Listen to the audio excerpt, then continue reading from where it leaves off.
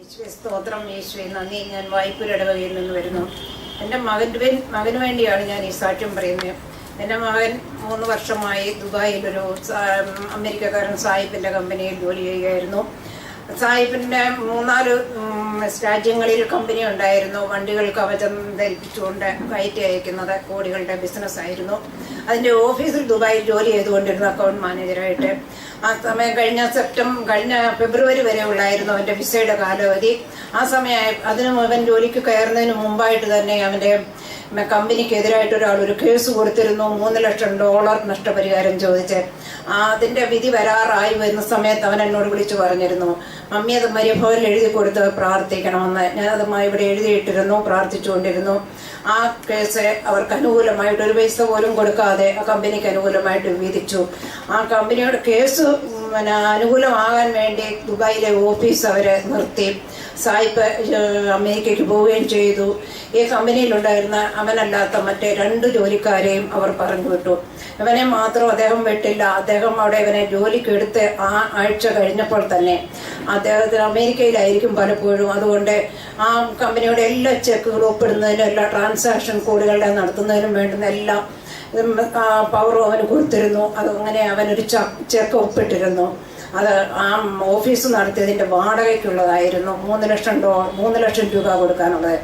അത് ബൗൺസ് ആയ കാര്യം അവർ അറിഞ്ഞിരുന്നില്ല.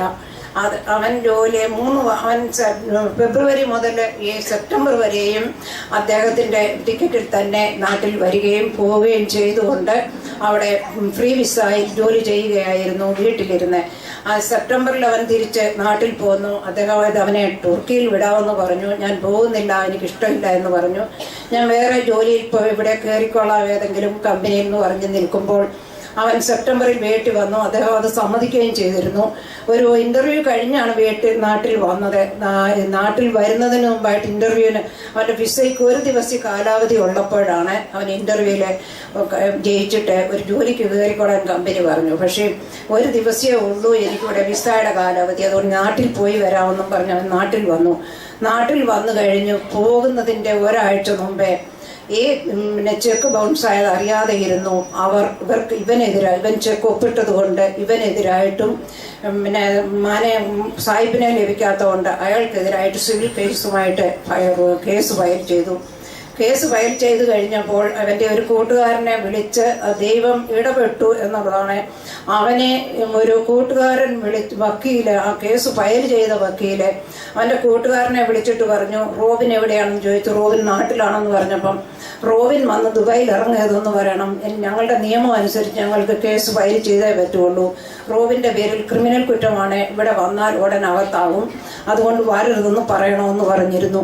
ആ സമയത്ത് അവൻ ഇവിടെ വന്ന് അച്ഛനെ കാണുകയും അച്ഛനവൻ്റെ തലയിൽ കൈവച്ച് പ്രാർത്ഥിച്ചിട്ട് ഒരു കുഴപ്പവുമില്ല, ശരിയായിക്കൊണ്ട് ഇവിടെ വന്ന് ആരാധന നടക്കുന്ന സമയങ്ങളിൽ ആരാധനയ്ക്ക് കൂടിക്കൊള്ളാൻ പറഞ്ഞു.